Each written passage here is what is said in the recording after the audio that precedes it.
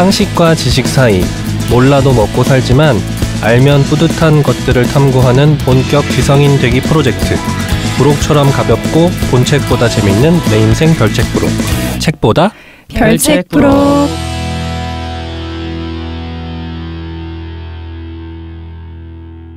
안녕하세요. 안녕하세요. 반갑습니다. 네. 별하. 뭐야 그게? 팽하. 뭐야? 베낀 거예요? 별하로? 별책 부록 하이. 별책 부록 하이. 저는 그런 생각했어요. 이게 반갑습니다는 저희끼리 하는 건데 어쨌든 누군가 눌러주신 거잖아요. 그래서 네. 감사합니다. 별책 그렇죠. 부록을 눌러주신 청취자 여러분. 고맙습니다. 네, 구독과 좋아요. 감사합니다. 네, 저는 알고 싶은 것도 많고 하고 싶은 것도 많은 즐기는 자 아마존입니다. 반갑습니다. 네, 안녕하세요. 궁금한 게 많은 판도라입니다. 네, 묵묵히 뜻을 밝히는 묵사발입니다. 내 멋대로 살기 좋아하는 엿장수입니다. 지난주 듣고서 그 벤츠 베르타 벤츠 네. 영상 찾아봤어요. 재밌더라고요. 재밌죠? 영화도 있던데. 그리고 그 밑에 친절하게 영화 제목을 다 올려주셔가지고 네네. 여러분 그 밑에 설명에 뭐 나와 있는 게 뭐냐 궁금해하실 분들 계실 것 같아요. 이렇게 연도와 이렇게 함께 나와 있는 게 영화 제목이더라고요. 친절하게 넷플릭스 볼 필요 없는 거는 제가 안 적었어요. 일부러. 중간에 나왔던 것 중에 재미없을 것 같은 거 안 적었어요. 저희도 이야기 나누면서 충분히 얘기를 못 나눠서 아쉽고 궁금했던 것들을 덕분에 저도 찾아볼 수 있었어요. 감사합니다. 오늘은 더 재밌을 것 같습니다.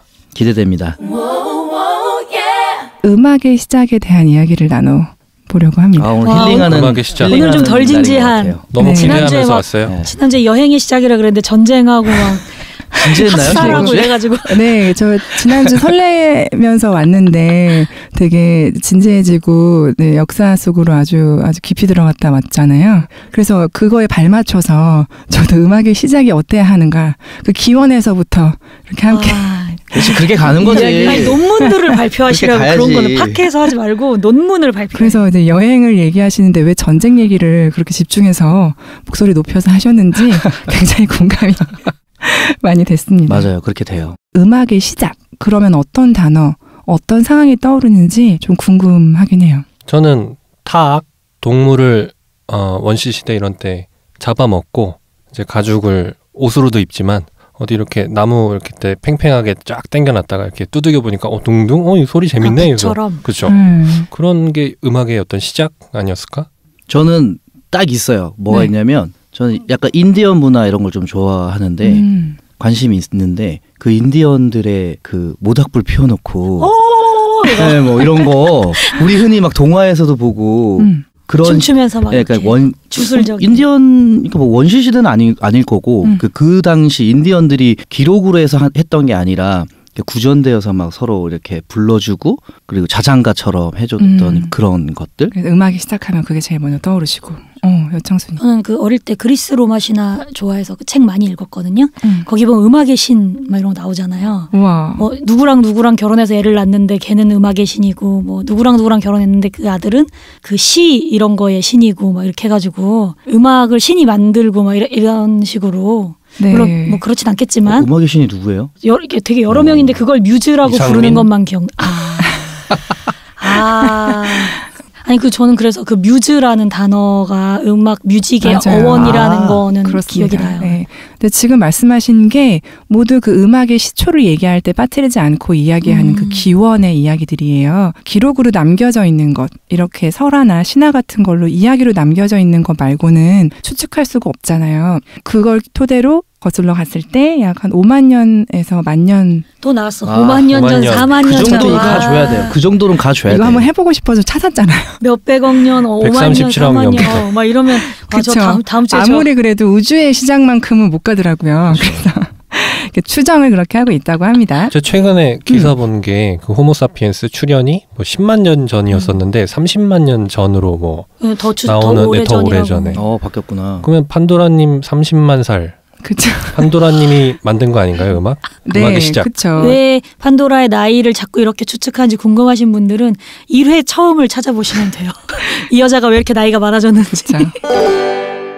그 음악이 주술이나 마술 등을 위해서 발달을 했고 또 마력이 실제로 있다고 그렇게 생각을 했다고 합니다. 그래서 신화로도 남아있고 그림으로도 많이 그렸다고 해요. 근데 아마존님 말씀하셨던 것처럼 그리고 지난주에 우리 여행 얘기하면서 동물의 피해를 최소화하기 위해서 그 동물들보다 내가 힘이 있거나 그렇게 보이게 하기 위해서 소리를 좀 더 크게 내는 북 같은 걸 뭐죠? 가죽을 이용해서 만든다든지 뭐 그런 거를 뼈를 이렇게 쓴다든지 뭐 그런 그리고 실제로 그거를 덮어서 이렇게 입는 것도 의복이 시작되고 그런 문화가 시작됐다고 하더라고요. 모든 게 그 문화들이 다 연결이 돼 있는 것 같아요. 음악도 결국 생존을 위한 그렇죠. 뭐 또 그렇게 하면서 생존 자체가 쉽지 않기 때문에 안 죽었다. 우리 지금 여기 정착했다. 여기까지 이동을 잘했다. 기쁨을 함께 누리기 위해서 축제를 즐기기 위해서 너무 우리가 기쁨 막 이렇게 반가워도 우리 박수치고 이러는 것처럼 북치고 소리를 내는 거에 이제 도구로서 악기를 만들어서 사용해 기록이 있다고 해요.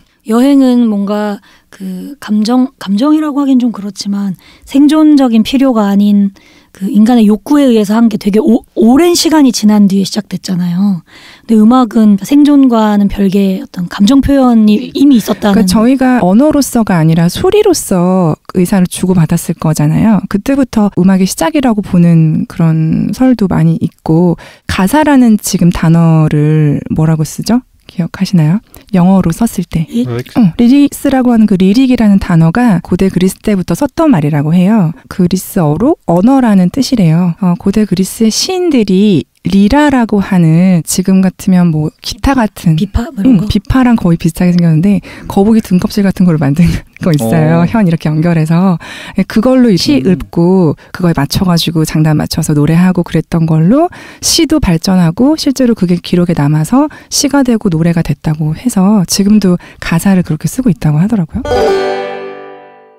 실제로 음악도 뭐 기원으로 보면 그렇긴 하지만 예술적으로 우리가 바라보는 음악이 언제부터 시작됐는가? 그건 사실 그렇게 오래되지 않았어요. 16세기까지 중세까지 와야지 지금 우리가 알고 있는 음악들이 나오거든요. 그러면 16세기까지 무수한 음악의 시작들이 있어서 지금 우리가 듣고 있는 대중음악을 비롯해서 재즈, 클래식, 고전음악, 뭐 낭만음악 전부 다 거기서부터 시작이 된 거예요. 그래서 공부를 하는 음악학도들은 대학을 가면은 역사적으로는 뭐 고대 그리스부터 배우기도 하겠지만 음악사라고 하면서 음악 어법을 배우는 거는 16세기부터거든요. 그래서 16세기부터는 기록도 많고 악보도 많이 남아있어요. 그러면 그 시작이 무엇인가? 예술로서 음악의 시작이 무엇인가 이야기를 나눠볼 거예요. 그러니까 그 앞에까지의 생존에서 비롯된 소리를 내는 것들 혹은 어떤 작법이 없이 그냥 쭉 했던 것들은 일단 패스하고 지금부터 말씀하시는 거는 사람들이 유희로서 즐기기 위한 뭐 이런 음악의 시초를 이제 말씀하시겠다는 건가요? 기원으로 얘기 드렸던 그 동물의 울음소리나 어떤 충동작에 맞춰 추려고 했던 이런 것들을 지나고 이제 그래도 무언가 만들기 시작하고 발견하려고 하고 이 소리가 이 음하고는 뭔가 관계가 있는 것 같아 하고 그 뭐 음정적인 어떤 그쵸, 음정도 그렇고 리듬도 그렇고 그 소리 자체 우리가 음악이라고 말할 수 있는 그 형태들에 대해서 의미를 부여하고 의미를 찾고 그런 의미가 있다면 이렇게 만들어 보면 어때? 하고 만들기 시작한 것 그 음악의 시작에 대해서 말씀을 드려보겠습니다. 그때 사람들은 뭐 그나마도 기록이 있으니까 찾아보면 음악에 무조건 특별한 힘이 있다고 생각을 했어요. 어쨌든 우리가 우주에 대해서 얘기를 하고 우주의 뭐 공기나 기운이나 뭐 숫자 자체도 코드라고 생각을 했던 것처럼 음악이 무슨 신호를 주는 건 아닐까? 우주가 말하는 사람이 알지 못하지만 이 소리는 우주가 보낸 어떤 신호일지도 몰라. 이런 생각을 한 거죠. 아, 그 다 연결되네. 여행과 우주와 음악이 지금 연결되고 있어. 그렇게 되더라고요. 그 중에서도 그 특별한 힘이라는 것은 영향력을 굉장히 미친다고 생각을 했어요. 그래서 우주의 조화로운 질서가 그대로 지구상에 음악으로 반영되어서 그대로 나타난다고 믿었대요. 네, 그래서 그것을 과학적으로 확립한 최초의 인물이 여러분이 아는 인물. 피타고라스? 그렇습니다. 나 알고 있었는데. 먼저 말한 사람이 인정. 왜 이렇게 아쉽지? 너무 아쉬운데요? 그래서 그 음과 음 사이에 그 간격을 지금 저희는 뭐 도레 사이는 도레 2도다, 도미는 3도다 하고 저희가 그 개 이름을 부르면서 간격을 숫자로 셀 수도 있게 됐지만 그 숫자로 계산할 수 있게끔 체계화한 사람이 피타고라스예요. 그래서 그때 시작이 지금까지도 이어지고 있는 거죠. 역시 그 음악은 수학이라고 얘기하는 게 네. 납득이 되는 게 유명한 수학자들은 다 취미가 음악으로 뭐 악기 하나씩은 다 하더라고요. 맞아요. 그 시절이 그런 건지. 근데 악기도 심지어 오르간 같은 거 하는 분들이 많았던 게 오르간도 그 파이프를 몇 등분을 해서 무슨 소리가 맞아. 나는지 몇 비트가 거든요. 울리는 소리와 또 몇 그쵸, 비트가 그쵸. 울리는 소리가 맞아, 다르고 그렇죠. 그다음에 그 오르간 파이프의 두께가 다르면 또 직경에 따라서 직경에 따라 다르고. 뭐 소리가 다르고 그렇죠. 그런 거에 재미를 느껴서 오르가니스트들이 많은 것 같아요. 예, 그리고 심지어 지금 우주의 조화 얘기를 했던 것처럼 철학자들도 대부분은 음악가이면서 철학자였어요. 이때는. 기본이구만. 네. 기본 스펙이었어. 그래서 여러분 모두 거예요. 음악을 먼저 하셔야겠습니다. 그래서 지금은 역으로 뭐 음악을 하면 머리가 좋아진다 이렇게 생각하기도 하고 작곡하는 사람들을 보고서는 숫자놀이 하는 거라 사실 작곡가는 이과야 이런 말들을 하기도 하는데 그게 뭐 상당히 연결되어 있는 것 같아요. 저랑 제 친구들 다 피아노 학원 갔었거든요. 그 이유가 당시 어머니들 사이에서 어렸을 때 악기 음악을 가르치면 이제 막 머리가 좋아져서 맞아요. 머리가 좋아진다고. 공부를 잘할 것이다. 그래서 이제 중학교 올라가는 순간 칼같이 다 학원 그만 다녀, 피아노 학원 그만, 이제 공부해. 그래서 그렇죠. 배울 만큼 네. 배웠다. 이렇게. 나만 그래서 못 아무도 가봤네. 피아노 못 치잖아. 나만 못 그렇죠. 가봤어. 그래서 성인이 돼서 다 옛날엔 쳤는데 지금 못 치겠어. 어떻게 치는지 까먹었어. 맞아요. 근데 저는 재밌게도 그런 게 영향이 분명히 있었다고 생각해요. 연주를 하기는 어려워도 손가락을 많이 움직이고 그때 계산을 하면서 10손가락으로 그 간격들을 세면서 악보를 보면서 연습을 해봤던 그 시절이 있었다는 거는 다른 거에도 영향을 미쳤다고 생각해요. 근데 그렇게 생각할 수 있게 된 시작이 사실 그 기원전 500년 전에 500년 전. 네, 피타고라스가 이미 그런 체계를 잡았고 그거에 대해서 주장했던 철학자들이 있었기 때문에 그런 바탕이 지금 이미 밝혀져 있고 저희가 이제 많이 이론으로도 교양 서적으로도 심지어 볼 수 있는 것 같아요. 그래서 오르간 아까 얘기했던 것처럼 뭐 큰 오르간이 몇 비트짜리가 몇 등분이 돼서 길이가 얼마나면은 어떤 음역대로 소리가 나고 그렇게 계산을 해서 악기를 만들었던 것도 피타고라스 때문에 만들 수 있게 된 거예요. 그게 대장간 지나가다가 피타고라스가 그 엄청 큰 쇠막대기로 그 대장간에 뚱땅. 녹여가지고 그걸 이제 뭐 만들 거 아니에요. 그걸 막 치고 있는데 칼. 칼도 만들고 뭐도 만들고 만들겠죠? 근데 만들 때마다 치는데 대장장이가 치는 그 망치 소리가 달랐구나. 음정이 다른 거예요. 그쵸. 크기나 음이. 이제 뭐 이런. 네, 거에 그게 따라서. 왜 다른지 또 열심히 관찰했겠죠? 근데 관찰을 하다 보니까 크기와 두께와 이런 거에 따라 다른데 일정한 비율로 똑같이 다르다는 걸 발견했어요. 그러니까 이걸 발견하는 것 자체가 그 사람은 천재인 거예요. 신기하다. 네. 아니, 사과 떨어지는데 중력이 있다고 생각하는 뉴턴이나 그렇죠. 뭐 막대기 쳤는데 다 다른데 그걸 비율을 찾아내는 피타고라스나 그래서 저희도 지나가다 다르네? 할 수는 있을 것 같아요. 근데 어떻게 다른지를 계산을 했고 그 망치들 무게까지 다 돼서 1대2로 되어 있는 거는 이런 음역이네, 옥타브네, 뭐 2대3 비율로 되어 있는 거는 완전 5도네, 그 다음은 완전 4도네, 그런 걸 다 발견을 해서 그 비율로 옥타브인 뭐 도도 우리는 알고 있는 그 옥타브 사이를 다 분리를 해요. 이렇게 나누는 거죠. 그래서 피타고라스 음계라는 이름으로 이제 음악하는 친구들도 그 음계를 배우고 있어요. 배음이라는 말 들어보셨어요? 네.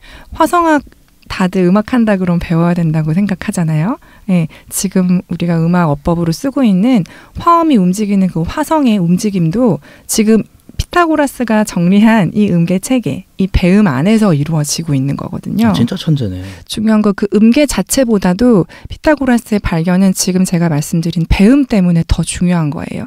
도음 하나를 내가 연주를 했는데 그 도음 하나가 자연적으로 가지고 많이 있는 거죠. 여러 개가 있는 거예요. 가장 많이 들리는 게 도도, 그 다음이 뭐 솔, 도, 그 간격을 계산을 해서 그 가까운 비율에 있는 소리들을 묶어서 동시에 연주를 했을 때 이미 포함하고 있는 소리이기 때문에 편안하게 들리고 그 음이 어느 방향으로 어떻게 갔을 때 어떤 순서대로 갔을 때 어떤 느낌이 나는지 조합해서 만들어서 실제로 악기로도 노래로도 연주를 하는 게 지금 우리가 듣고 부르는 노래 음악인 거거든요.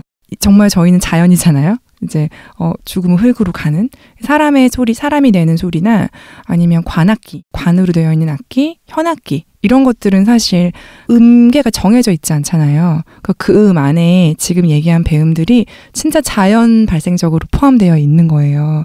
그래서 오히려 불협이 음들도 지금 얘기했던 피아노 말고 이 나머지 악기들이 덜 시끄럽게 들려요. 자연적으로 울리는 소리들이 많기 때문에 그런 특징이 있다고 합니다.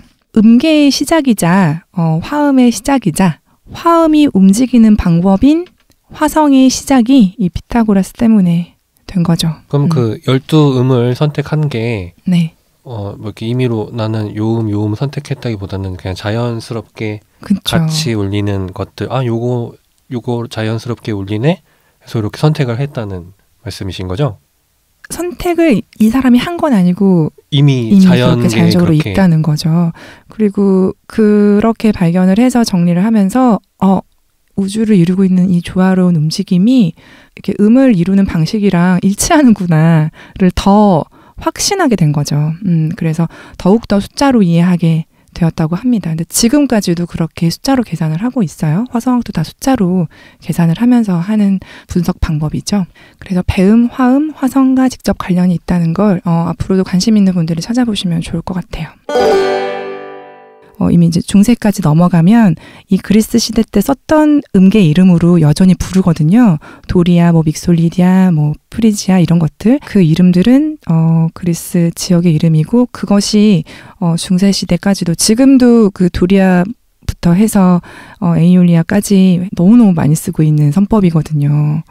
네, 그래서 그 옛날에 그 시작의 선법이 지금까지도, 지금 현대 음악까지도 이렇게 이어지고 있는 거예요. 계속 여전히 활발하게. 말씀드린 대로 지금까지 이어져 오고 있다는 점에서는 저도 새삼 정말 음악에서 엄청 중요한 인물이네 하고 이번에 새삼 느꼈어요.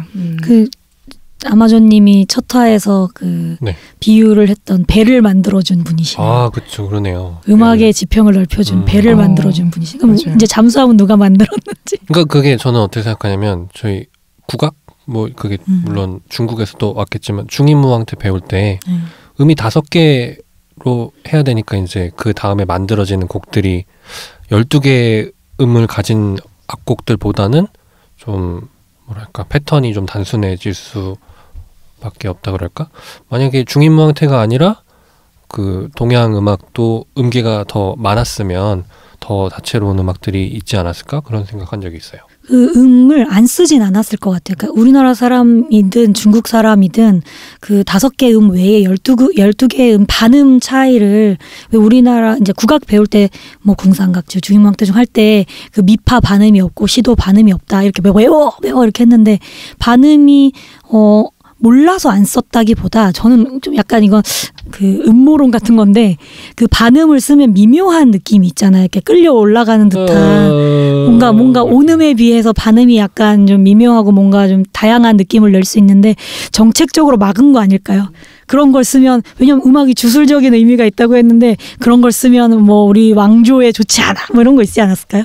어느 시기에는 그런 것도 있었을 것 같아요. 막 어떤 음악을 금지하거나 막 이랬을 것 같아요. 서양 음악에서는 지금 그렇게 해서 여러 음계가 쓰이고 중세 시대 입장에서 봤을 때는 어쨌든 옛날에 쓰던 선조들의 음계와 소리들을 가지고 와서 이름까지 가져와서 쓰는 거잖아요. 레부터 시작하는 거, 미부터 시작하는 거 이렇게 음계가 다양하게 다 쓰였단 말이죠. 이런 느낌일 땐 이렇게 쓰고 저런 느낌일 땐 저렇게 썼는데 그 특징이 가장 분명한 에이올리아라고 하는 애, 아이오니아라고 하는 애, 그 두 가지는 너무 특징이 강하니까 이건 너무 세속적이야. 마음을 너무 뺏겨. 가사 전달이 너무 잘 되잖아. 하고 못 쓰게 했던, 이거는 교회 안에서 못 쓰게 했단 말이에요. 근데 되게 재밌게도 조성 음악은 에이올리아와 아이오니아가 만들어내는 장조와 단조. 도레미파솔라시도 하고 라시도레미파솔라. 그렇죠. 그렇게 두 가지인 거예요. 근데 종교에서도 제가 이거 공부를 하다 보니까 어떤 시대적인 어떤 상황 이럴 때 금지하고 좀 더 보수적이고 지금 중심을 좀 잃은 것 같아 하면 그거 하지마 이렇게 되는 거죠. 그래서 저울처럼 이쪽으로 출렁 저쪽으로 출렁 하면서 이거 열심히 쓰자 아니야 너무 썼어 절대 쓰지 마 이렇게 왔다 갔다 하면서 지금까지 자리를 잡게 된 것 같아요. 그래서 그 피타고라스 때문에 그 이후에도 사실 그때부터 시작한 여러 가지 관점 그리고 음악 어법 때문에 지금 현대까지도 계속 이론이 정리되고 있다는 건 되게 의미심장한 것 같아요. 이렇게 수학자인 피타고라스뿐만이 아니라 제가 철학자들도 많았다 그랬잖아요. 그중에 플라톤이라는 인물이 또 나옵니다. 과학으로 또 윤리적으로 음악을 이해하려는 그런 방식이 피타고라스부터 시작되기는 했는데요. 피타고라스의 그 이론을 굉장히 많이 계승을 하고 확장한 사람이 플라톤이에요. 그 음악을 숫자로 보는 수적 해석을 확대하고 윤리적인 접근을 더욱더 강조했습니다. 실제로 그 음악이 윤리적으로 좋은 음악, 나쁜 음악. 예. 이렇게 분리되어 있다고 생각을 했고요. 그 영향을 고려해서 좋은 음악만 장려해야 된다고 주장을 했어요. 그 음악의 곡조가 영혼 속에 깊이 들어가서 영혼을 지배한다. 그렇기 때문에 바른 음악을 바르게 배우면 우아함을 나는 창출할 수 있는데 그렇지 않으면 반대의 결과를 낳는다. 착한 친구 사귀어야 되는 것처럼. 그렇죠.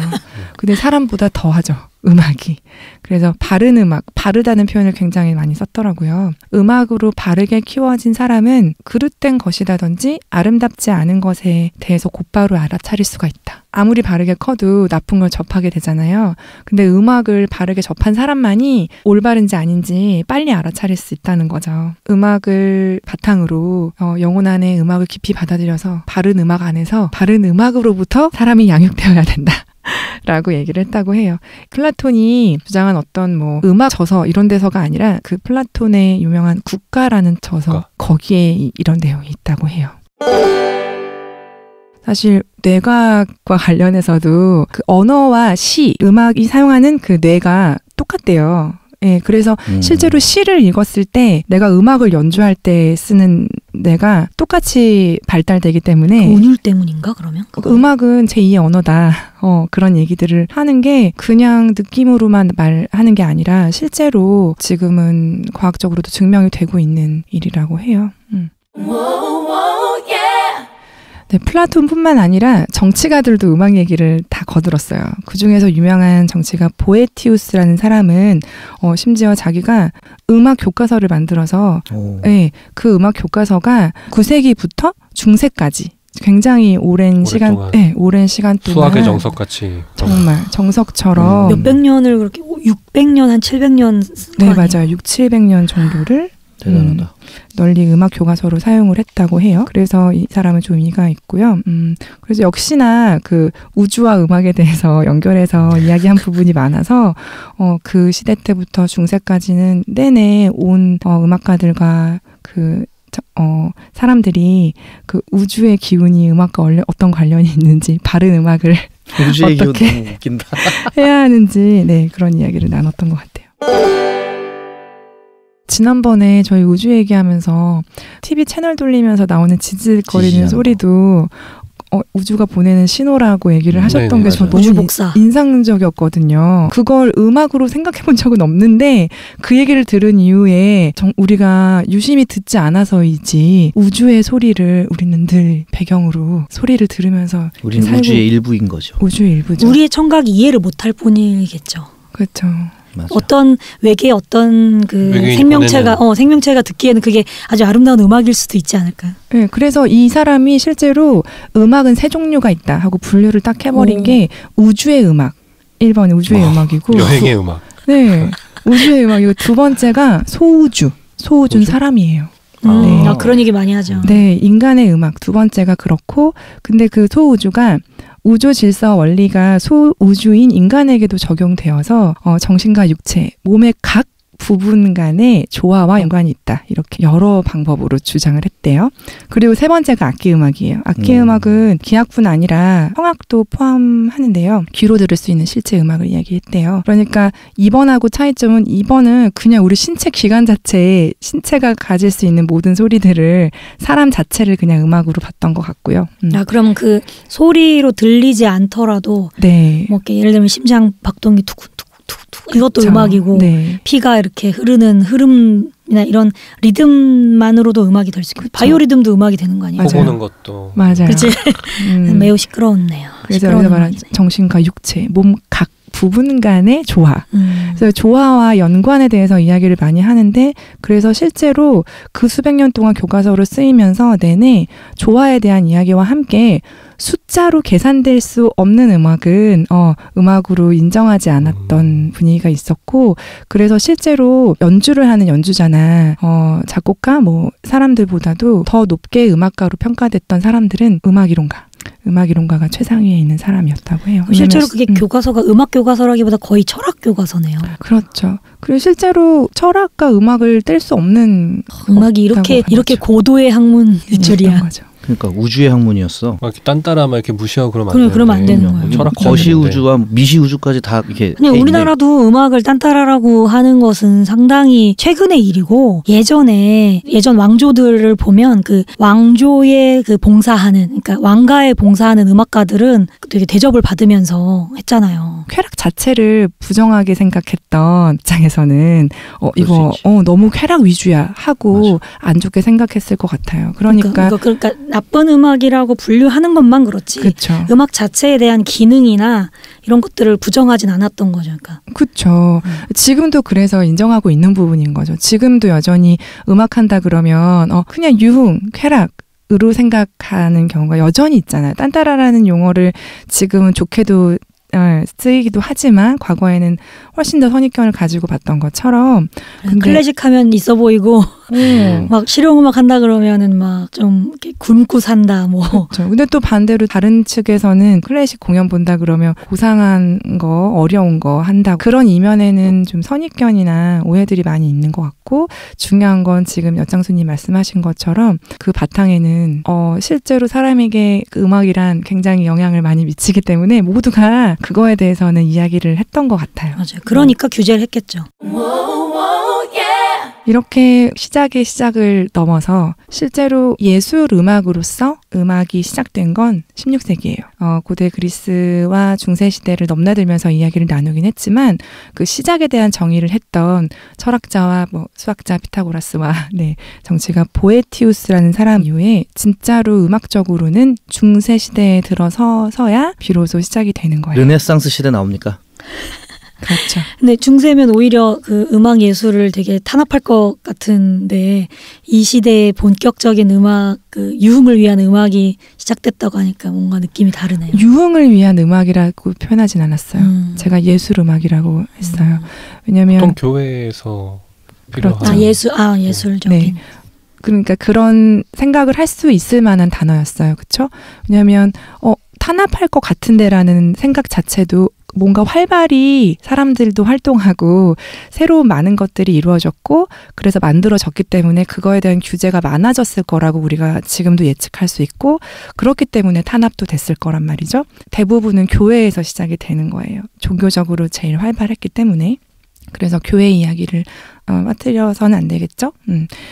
그레고리안 성가라고 하는 누군가는 귀신 나올 것 같은 음악이라고 그랬는데 무반주로 막 하고 그러는 네. 거 너무 좋던데 이렇게 마음이 차분해지고. 그렇죠. 교회에서 불렀던 무반주 단선율 성가를 얘기해요.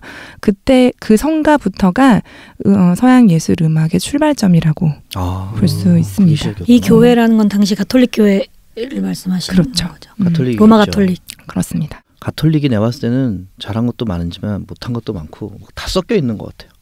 이런 거 들어보고 모든 종교가 다 그렇죠. 그러니까 십자군도 그렇고. 장단이 있죠. 그래서 탄압을 실제로 하게 된 배경도 제가 잠깐은 설명드리겠지만 그런 일들 때문에 실제로 이건 세속음악이야. 그러니까 여기서 하지 마. 그럼 하지 말라고 하면 저희가 또 더 열심히 하는 집단이 있잖아요. 그렇죠. 그러니까 또 더 열심히 이렇게 방랑하면서 열심히 세속음악 하시는 분들도 열심히 하고 그거 쫓아다니면서 하시는 분들도 있고 남자들만 교회에 들어갈 수 있으니까 그럼 여자들끼리 또 뭔가를 하면서 음악을 또 만들었겠죠. 이렇게 규제가 있으면 있는 대로 그 반면에 새로운 것들이 계속 만들어지고 있어요. 그래서 무수한 음악의 시작들이 발생한 시기가 중세 시대입니다. 음악뿐만이 아니라 많은 예술이 시작되고 자리를 잡았죠. 배경은 도시마다 교회가 세워지면서 모든 문화와 사고에 영향을 끼치죠. 실제로 내가 신이 있는 걸 믿는 믿는지 안 믿는지를 떠나서 몇 걸음 걸으면 교회가 있고 모두 다들 교회 가서 기도하는 걸 내가 눈으로 많이 보다 보면 그걸 보고 자란 사람들이 또 자연스럽게 교회에 가게 되는 것처럼 그리스도교 초기 지도자들은 모든 예술 분야에 대해서 예술이 이교도적인 전통을 갖고 있었고 인간의 감각을 자극하는 것이라서 세속적인 것으로 일단은 여겼어요. 그래서 사실은 좋아하지 않았어요. 함부로 하면 안 되는 거였어요. 그레고리안 성가 이런 건 괜찮은 거고. 그것도 사실은 규제가 많았죠. 그러니까 좀 다시 아까 얘기로 거슬러 가면 영향을 미친다니까요. 바른 음악이 좋은 영향을 미치는 것처럼 안 좋은 음악인지도 사실은 사람이 내 감정이 어떻게 바뀌어야 이거 좋은 거야. 이건 안 좋은 거야 하고 판단할 수 있잖아요. 그 판단을 하게 되는 그 상황이 어떤 사람들에게는 두려웠을 거예요. 내 마음이 지금 바뀌는 거잖아. 이거 좋다 하고 생각하는 순간 그것도 금기시하는 어떤 분위기도 있었던 거죠. 그러니까 음악이란 조심해야 되는 거야 라는 분위기가 일단은 배경으로 깔려 있었다고 해요. 그 음악보다도 예술 자체에 그런 게 되게 많이 자리 잡고 있어서 눈에 보이는 건 미술, 건축 이런 거에 대해서는 더 엄격하게 규제를 많이 했고 회화, 조각 이런 거보다는 그래서 성전 자체에 집중을 해서 교회를 굉장히 열심히 지었죠. 그때 지어진 교회를 지금도 저희가 관광으로 그렇죠. 가고 있죠. 근데 교회 지을 때도 역시나 열심히 숫자 계산을 해서 비율에 맞춰서 지었어요. 왜냐하면 황금 비율. 네, 감각에 의존하면 안 되니까. 어떻게든 계산해서 그 숫자 그냥 비율도 비율인 그 비율도 우주의 논리나 어떤 조화나 수적인 기운을 계산. 받아서 예. 우주의 기운을 받아야 돼. 근데 그런 어떤 기운을 받아 감각적인 것이 아니라 숫자로 무조건 한 거죠. 계산을 해서. 그래서 중세 미술도 건축을 중심으로 발전됐고 조각 그리고 회화는 교회 건축의 일부로 받아들여서 조금씩 이제 허용하게 됐죠. 자, 종교 생활이 이렇게 충족이 되면서 명상과 기도를 열심히 하게 됐고 속세를 버리고 금욕 생활을 택한 사람들이 많아져요. 그래서 수도회 네, 은둔자들이라고 말하는 수도자들이 많아진 거예요. 교회가 너무 많으니까 거기 들어가서 사람들은 좀 쉽게 막말해 보면 그냥 피하고 싶은, 숨고 싶은 사람들이 많았던 거. 지금도 저희가 가능하기만 하다면 어디 도망가고 싶지 않아요? 그렇잖아요. 막말 같진 않은데. 나 너무 솔직했나? 그냥 본인 개인의 어떤 감정이신. 그렇죠.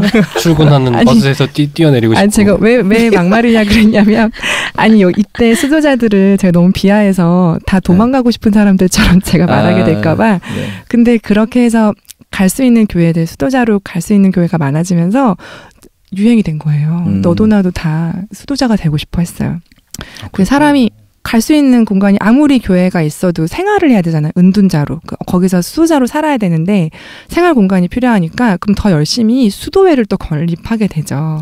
예, 그래서 같이 모여서 그 사람들이 기도할 수 있는 회칙이나 그리고 이제 생활에 관한 무언가들이 다 그때 만들어지기 시작해요. 그때부터 만들어져서 가장 체계가 잘 잡혀 있는 다른 수도회도 체계를 잡게 만든 수도회가 여러분들 많이들 아시는 성 베네딕토 수도회입니다. 네, 지금 현재도 현존하고 있는 그 베네딕토회라는 수도회의 모체이자 여러 수도회의 모범 규정이 되는 곳이에요. 거기는 음악을 안 듣나요? 그런 건 아니고. 음악 나오겠죠 이제. 제가 이렇게 길게 설명을 드린 이유는 그래서 음악이 나올 것 같아. 네, 현재 기록으로 남아있는 그 음악과 관련된 것들이 이 수도회에 굉장히 많이 보관이 되어 있어요. 그리고 이렇게 교회에서 생활하는 사람들이 많았으니까 교회에서 필요한 음악, 기도를 할 때 필요한 음악들을 이분들이 열심히 또 만들었겠죠. 그러니까 그 교회에서 쓰이는 음악들이 너무너무 많아지면서 나중에는 그냥 교회 전례 안에서만 쓰이는 게 아니라 하나의 작품으로 발전을 하게 돼요. 그래서 중세 음악의 특징이 교회 음악이 대부분이 됐고 그 중에 대부분이 성악 음악, 노래를 해야 돼요. 악기 아무거나 쓸 수 없었어요. 그러니까 자연적으로 가장 쉽게 만들 수 있는 그 관 잘라가지고 했던 그 오르간만 허용을 했고 나중에 한참 후에 16세기 지나고 나서야 제한적으로 다른 악기들을 허용했거든요. 그리고 선법 아까 얘기했던 그리스에서부터 가져왔던 선법 몇 개들을 교회에서 사용을 했죠. 소리가 굉장히 중요한 악기였네요. 그러니까 이때는 점점 더 교회 안에서 만드는 음악들에 집중하다 보니까 기도문, 그러니까 기도하는 거에 집중했고 가사 전달인 거죠. 그 기도문 자체에 집중을 했기 때문에 어떤 부분은 이 기도문을 어떻게 잘 표현하나 이런 걸로 볼 수도 있지만 이때는 사실 이 기도문의 의미를 잘 표현하지 이런 것보다 기도문이 너무너무 길어서 이 기도문을 어떻게 하면 덜 지루하게 안 졸고 끝까지 할 수 있을까. 그리고 이거는 꼭 해야 되는 기도문인데 맨날 이거를 매일매일 할 거 아니에요. 그러니까 이 기도문 너무 중요한데 맨날 똑같이 하기 그러니까 요 앞에다가 조금 뭐 붙여가지고 좀 짧게 만들 생각을 안 하나? 그럼 불경스럽다고 생각하니까. 그럴 수 있겠다. 감히 기도문을 잘라내는 것은 너무 불경스럽죠. 그러니까 교회뿐만 아니라 불교도 불경할 때 그냥 읊을 수도 있지만 마하바냐바라 그래야 뭔가 좀 느낌도 살고 덜 지루할 것 근데 같고. 대부분의 종교가 그들의 경전을 구전하던 시절부터 음악이 있었지 않을까 싶어요. 그러니까 그거를 구전하려면 말로 그냥 하려면 너무 그런데 음유를 붙여서 가르쳐주면 다음 사람이 외우기도 쉬울 거 아니에요. 저는 그 고등학교 화학 시간에 주기율표 원소율 뭐 이런 그거 거 외울 때 외우기 어려우니까 선생님이 되게 부끄러워하시면서 막 노래를 만드셔서 수소 헬륨 수해립에 막 이렇게 불러주셨어요. 근데 멀리 갈 거 없어요. 최근에 영화 그 기생충에서 그 독도는 우리 땅 그 멜로디에다가 넣어서 하잖아요. 그게 지금 전 세계적으로 엄청 히트라면서요. 그러니까 덜 지루하고 기억하기도 쉽고. 맞아요. 이게 또 음악의 힘인가 봐요. 그렇죠? 시대적인 배경이나 이런 역사적인 내용들을 저희가 알려면 음악이 어땠는지를 알려면 무조건 기록이에요. 기록을 할 수 있게 된 때부터가 그 밝혀짐의 시작이죠. 그래서 음악이 기록이 되기 시작한 것도 이때부터예요. 기보법이 이때 시작된 거거든요. 그러니까 사실상 16세기부터 기보법이 시작됐으니까 그 이전에는 그냥 점으로만 이렇게 막 찍혀 있어서 뭐 기록이라고 되어 있긴 하지만 지금 내가 부르는 거랑 나중에 부르는 거랑 해석을 어떻게 하는지 내 기분에 따라 다르게 부를 수도 있고 길이는 특히나 알 수도 없고 그냥 정말 그림처럼 점으로 위아래만 알 수 있는 거였는데 그래도 비교적 정확한 기보법을 이때부터 시도하기 시작한 거죠. 그래서 기보법이라고 부를 수 있는 기보법, 네우마 기보법이라고 하는 기보법이 이때 만들어지기 기보가 악보 시작해요. 그리는 거 말하는 거예요? 그렇습니다. 악보를 기록하는 것. 그래서 악보 그리기의 시작이 이때부터 되었다는 것. 우리가 알고 있는 높은 음자리표, 낮은 음자리표 있잖아요. 네. 그 음자리표도 이때 시작된 거예요. 우리는 음역 때문에 높은 음자리표, 낮은 음자리표로 우리나라에서는 알고 있지만 원래는 높은 음자리표라고 그리는 그 기호가 골뱅이처럼 생겨있는 그게 알파벳 G예요. G를 그렇게 옛날에 막 깃털 깎아가지고 펜 촉에 찍어서 되게 멋있게 필기체로 쓰고 그랬던 시절이잖아 이때는. 그래서 그걸 되게 수세기에 거치면서 G라는 글자를 이렇게 저렇게 그리다가 지금 우리가 그리는 그 모양이 된 거예요. 그리고 솔에서 시작하잖아요. 맞아요. 맞아. 5선을 저희가 그리는데요. 5개의 줄 중에 밑에서 두 번째 줄부터 G를 그리는 게 높은 음자리표예요. 그 두 번째 줄이 이 음자리표의 솔을 얘기한다. G음을 얘기한다. G음이 알파벳으로 그 G음이 우리가 알고 있는 솔이죠. 제가 그 일본 친구한테 그 이메일을 쓰는데 높은 음자리표를 뭐라고 말하는지 아무리 찾아도 모르겠는 거예요. 일본 말로요? 그러니까 영어로 일본 친구랑 영어로 얘기를 하는데 높은 음자리표라는 의미 자체가 없는 거예요. 외국에. 그래서 너무 우리식으로 바뀐 그래서 거예요. 이게 뭐 높은 음, 낮은 음이라고 안 하면 뭐라고 하지 했는데 알고 보니 G 클래프, C 클래프, 뭐 F 클래프 이렇게 조성 이름을 붙인다고 해서 되게 문화 충격이었어요. 우리는 왜 그걸 높은 음자리, 낮은 음자리로 하는 거지 도대체? 그 음역대 자체는 지금 그러니까요. 지금 제가 대표적으로 높은 음자리표라고 말씀드렸던 그 G 클래프, G음을 나타내는 G 클래프 말고 낮은 음자리표라고 우리가 쓰는 그 모양 이렇게 해가지고 동그랗게 뚱뚱하게 만들어서 땡땡 만들잖아요. F를 필기체로 쓴 거예요. 그게 F라고요? F예요. 근데 굉장히 많이 변화되긴 했죠. G 클래프는 훨씬 G 모양이죠. 그렇죠? 근데 F 클래프를 그렇게 한 거고 음역대로는 높은 음을 주로 많이 쓰는 음자리표라서 우리나라에서만 그렇게 부르고 그러니까. 있어요. 근데 전 우리가 세계적으로 부르게 된 이유는 신기하네. 그 제가 찾아본 바로는 그래요. 그 서양 음악이 저희가 어쨌든 일본을 통해서 들어오게 됐잖아요. 그러면서 일본이 일본식으로 바꿨던 거를 저희가 나중에 네, 한자나 내가 이런 그러면 걸로. 일본어 사전을 그냥 찾을 걸. 근데 있었을 일본어로 높은 음이라고 또 어떻게 말을 하는지 모르겠어요. 음악 용어를 또 일본식으로 쓸 거예요. 근데 그걸 역으로 우리말로 바꾸면서 이렇게 변화된 그 의미만 담겨 있는 용어들이 많이 있는 것 같더라고요. 그 중에 하나고 이 시대 때 내음화 기법법이 시작되면서 제일 먼저 썼던 건 사실 C클래프예요. 도를 알려주는 음자리표예요. 실제로 보표에 줄을 그어서 보표, 저희가 5선 보표 쓰죠. 이때는 뭐 한 선도 쓰고 2선, 4선으로 썼는데 5선은 아직 안 나왔어요. 근데 이때 보표에다가 어디를 도로 볼 거야? 어디를 도로 올 건지 C를 그리는 거예요. 그래서 관심 있는 분들은 한번 검색을 해보세요. 그러면 내음화 기법법이라고만 검색해도 그 선에 그 줄 가로 선에 C라고 조그맣게 적혀 있어요. 그럼 거기가 도예요. 어느 위치에 도냐? 쉽게 말하면 피아노 건반에서 그 열쇠 구멍이 있는 가운데 있는 도. 가온다. 네, 가온다라고 얘기하는 영어로 미들시라고 워낙 얘기를 많이 하는 그 가운데 있는 도예요. 건반 되게 많잖아요. 그 중에 딱 정 가운데 있는 도를 알려주는 그런 보표가. 근데 지금도 쓰여요.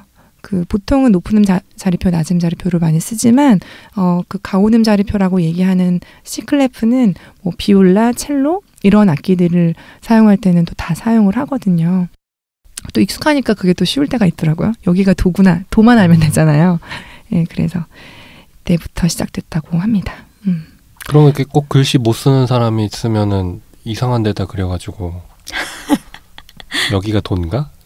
그럴 수도 있고 지금 높은 음 자리표로 알고 있는 G클래프 두 번째 줄에 그리잖아요.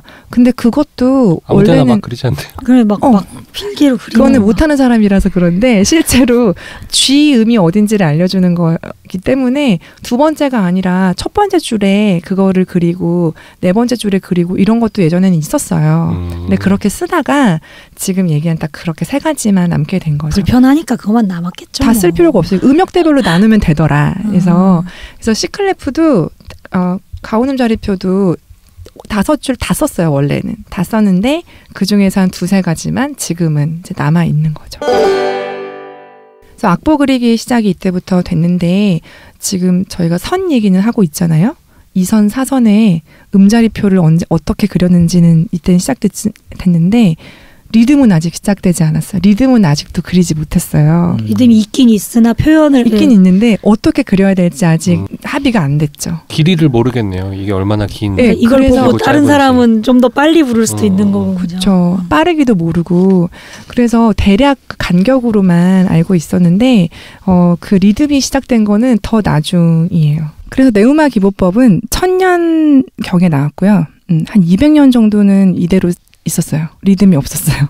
그냥 간격으로만 이렇게 있다가 한 1200년, 1300년 사이에 12세기 들어서야 12세기 이후에 이제 리듬이라는 게 나오죠. 근데 그 리듬도 리듬 형태가 몇 개 있었어요. 탈레아라고 하는 형태가 그 여러 개가 정해져 있었어요. 그렇게만 썼는데 궁짝짝 궁짝짝 진짜로는 그런데요. 뭐 딴따단 따단따단 예를 들면 딴따다단 지금 제가 세 박자 안에서 들어갈 수 있는 거를 말씀드렸잖아요. 그렇게 6개인가? 형태가 정해져 있어서 아까 세 박자를 쪼갤 수 있는 세 박자 안에만 들어갈 수 있는 리듬형이 몇 개 정해져 있었고 그 정해져 있는 리듬형을 어떻게 보면 골라서 쓴다 그래야 되나? 근데 이것만 써 누군가가 그랬던 건 아니었을 거예요. 그냥 그것도 교회에서 이것만 써 한 거 아니에요?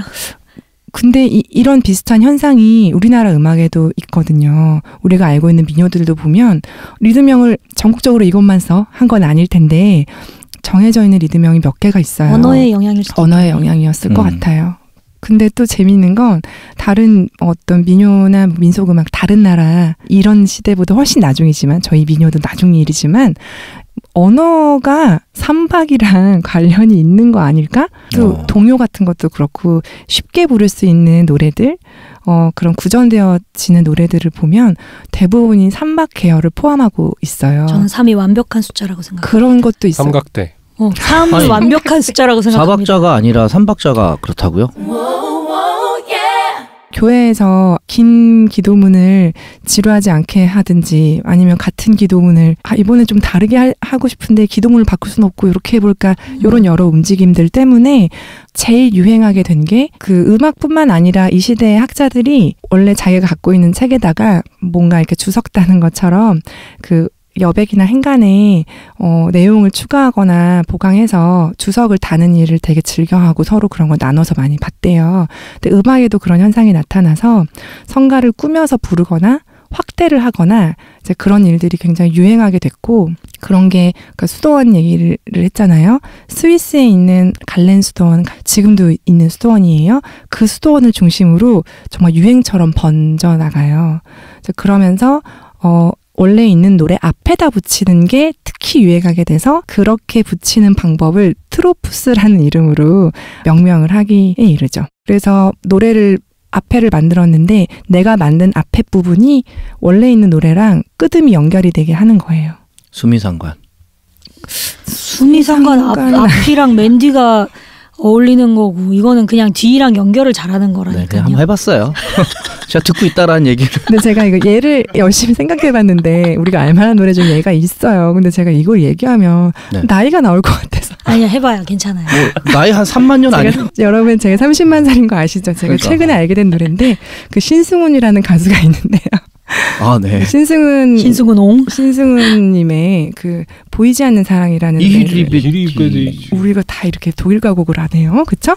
독일 가곡 이리베디조비드비 그 노래가 아마벤투에서 전쟁 모르겐 사랑해서 예. 그게 이거예요. 왜? 지금 이게 트로푸스의 나 그걸로 실기 봤는데. 나이 나온다. 실기를 볼 정도의 나이면 도대체 몇 살인 거예요? 어쨌든 수 받았어요. 잘하셨습니다. 역시 국민 가수는 다르구나. 그럼요.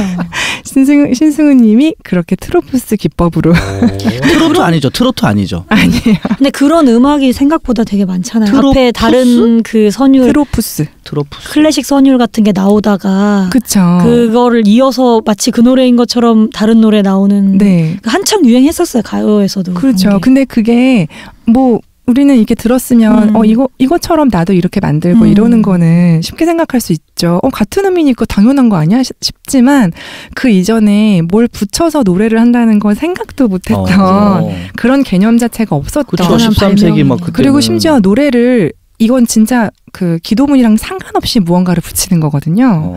진짜 예술 음악의 정말 최초 시작이에요. 이미 사람들이 뭔가 창작하고 싶은 욕구가 있었어. 이게 생긴 거죠. 그래서 그렇게 새로 완전히 창조를 해서 창작을 해서 붙였는데 끄듬을 맞추자 이렇게 하게 된 게 이때가 시작인 건데 이제 지금 21세기에도 하고 있죠. 그리고 그 트로푸스가 지금 저희가 예로 든 노래처럼 짧게 들어간 게 아니라 점점 더 확대돼서 이제 주객이 전도되는 그런 상황이 옵니다. 트로푸스 시컨하고 뒤에 기도문은 짧게 얼른 하고 끝내. 그렇죠. 그래서 제재를 심지어 제재를 받을 예정이죠. 그죠. 그래가지고 앞에 그 너무 길어져가지고 심지어 이렇게 길게 할 거면 극으로 하자. 차라리 뭐 딴 걸 하자. 이것저것 막 세속적으로 느낌만을 막 보여주진 않았을 거 아니에요. 어쨌든 전래 속에 있는 거니까. 그러니까 의미를 분명히 담았을 텐데 창작해서 만든 그 음악이 그렇게 의미까지 담았는데 이야기까지 있을 거라면 좀 극도 좀 하면 연기도 좀 하면 어때? 이렇게 된 거죠. 그래서 작은 전래극 교회 안에서 전래극이라고 하면 어떤 걸까요? 뮤지컬이나 뭐 이런 오페라처럼 작은 극이 연극이 하나 만들어지기 시작하는 거죠. 이건 지금도 하죠. 우리 크리스마스 되면 온 교회마다 아기 예수님 태어난 이거를 성탄 전에 다 하잖아요. 그게 이때가 시작입니다. 음악만으로 뭐 어떤 상황을 묘사하는 노래를 한다거나 그게 어떤 이야기를 담고 있다거나 이런 것도 지금 얘기한 트로푸스가 확대돼서 만들어진 현상들이에요. 지금 이런 트로푸스는 너무 많이 만들어지다가 자연스럽게 사실은 사라지게 돼요. 근데 재미가 없었나? 아니요. 다른 게 등장해서. 밀렸죠. 근데 밀리게 된 여러 가지 시작들이 있는데 그중에서도 결정적인 거는 다성음악이 시작하면서예요. 지금까지는 계속 단선이에요. 화음이 없네. 없어요. 없다가. 네, 지금 멜로디만 하다가 네, 저희가 얘기를 한 건 전부 다 차례를 바꿔서 노래를 했을 뿐 그냥 한 사람만 노래할 수 있는 거예요. 같이 부를지언정 한 선율만 하는 거였는데 이제 다성 음악이 활성화되기 시작한 뭐 11세기, 12세기가 되면서 자연스럽게 사라지죠. 리듬형도 나오게 되고 이때부터는 지금 우리가 알고 있는 음악의 형태로 많이 발전이 돼요. 아, 그럼 리듬이 나올 수밖에 없었던 게 여러 사람이 같이 불러야 되니까 타이밍을 심지어 다른 음을 불러야 되고 하니까. 맞습니다. 정확한 지적이에요. 네. 그러니까 기록하는 것도 더 정확하게 했어야 하고 이 사람이 부를 때 같이만 부르면 그냥 계속 같이 호모포닉하다 그러죠. 같이 화음만 이루고 있잖아요. 그렇게 안 되고 좀 기다렸다 나와야 되는데 기다린다는 게 일단 길이가 길다는 거고 그렇게 되다 보니까 리듬형이 나오게 된 거죠. 근데 이렇게 말로만 하면 사실 듣는 분들이 그게 뭐고 이게 뭐고 지금 이미 묵사발림 막 약간 뭔 소리야 막. 저는 그래도 아까 이걸 좀 들어보면 좋을 것 같아요. 네, 저희가 음악을 제가 하나 들려드릴 건데 한 가지만 역시. 더 말씀을 드리고 들려드릴게요. 트로푸스가 이렇게 전래극까지 만들면서 이렇게 길어졌는데 알렐루야라고 하는 그 알렐루야. 마찬가지예요. 그거는 예술적으로 만들어진 알렐루야인데 그 교회 안에 전례하는 중에 교회 예배 중에서 알렐루야를 부르는 시간이 있는데 알렐루야가 말씀드렸던 맨날 똑같이 불러야 되는 부분이에요. 길진 않지만 맨날 똑같이 부르니까 좀 뭔가를 덧붙여서 아까 트로푸스의 일종인데 그렇게 만들어서 부르는 유행이 많이 생겨서 어느 트로푸스보다도 알렐루야를 꾸미는 트로푸스 그러니까 부속가라고 이름 붙여진 라틴어로 세쿠엔치아 이렇게 부르는 부속가라고 하는 애가 엄청 유행해서 발전을 하게 세쿠엔티아라고 많이 말을 하죠.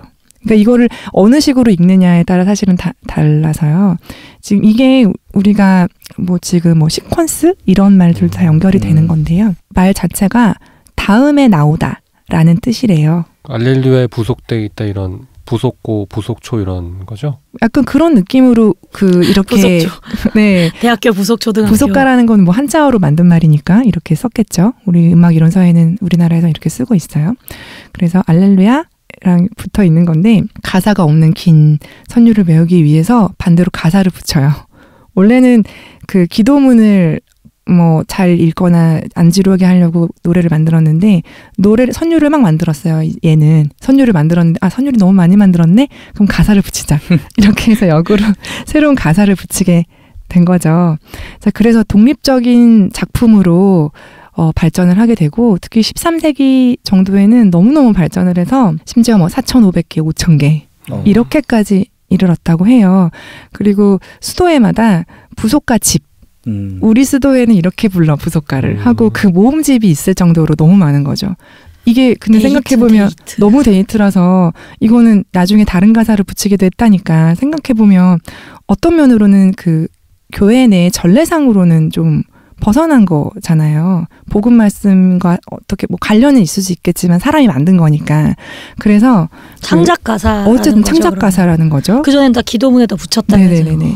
그래서 트렌트 공의회라고 하는 그 회의에서 이거 전례 이제 부르지 마 하고 금지를 시켜요. 철퇴를 맞았어. 네. 제재 나왔네. 제재. 다 끊겼죠. 그래서 이때 허락을 받은 부속가가 딱 4가지만 남게 돼요.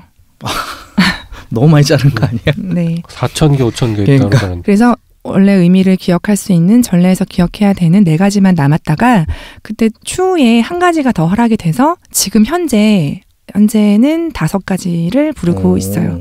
저도 영화 얘기를 묵사발님처럼 해보려고 하는데. 오.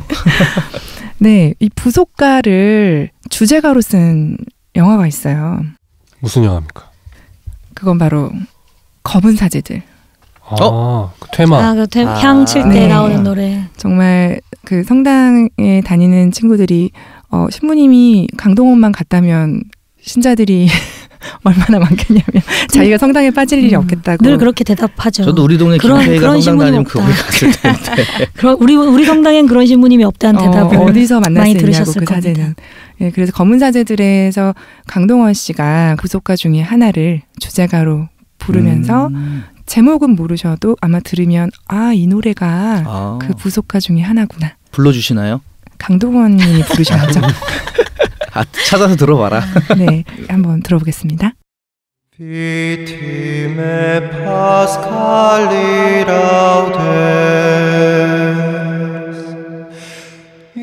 느낌이 좀 새롭네요. 영화 기억나세요? 당연히 기억나죠. 강동원이 그 돼지랑 같이 나오는 귀여운 돼지랑. 저는 이렇게 마무리를 하려고 해요. 깔끔하네요. 네. 음악으로. 왜냐면은 이렇게 다성음악이라고 해봐야 지금 사실 제가 한 13세기 정도까지밖에 안 왔는데, 네. 또 그 이후에도 굉장히 많은 시작들이 있어요. 그쵸. 근데 네. 다음에 또 해주세요. 바로크 음악의 시작. 네. 고전, 낭만 뭐 이런 거. 재즈의 시작 뭐 이런 거. 근데 시작이 꼭 아니어도. 음악의 아버지도 아직 안 나왔지 않습니까? 그러게요. 아버지 어머니도 안 나왔네. 제가 준비한 건 여기까지입니다. 수고하셨습니다. 잘 들었습니다. 저 음악 진짜 되게 좋아하거든요. 뭐 듣는 것도 좋아하고 연주도 잘 못하지만 이렇게 가끔씩 해보고. 그리고 판도라님 하기 전에는 자기 오늘 한 50분 안에 끝날 것이다. 금방 끝난다 했는데 역시나 네. 이렇게 음악 좋아하시니까 또 중간에 좋은 얘기들을 많이 해주셔서 얘기가 저는 길어졌네요. 빠져서 들었습니다. 시간이 어떻게 간지 모르겠네요. 오늘은 또 여기서 마무리. 네, 재미있었어요. 오늘 순서는 여기까지고요. 저희는 그럼 이만 물러가겠습니다. 다음 주에 만나요. 다음 주에 봅시다. 빠이빠이. 빠이빠이.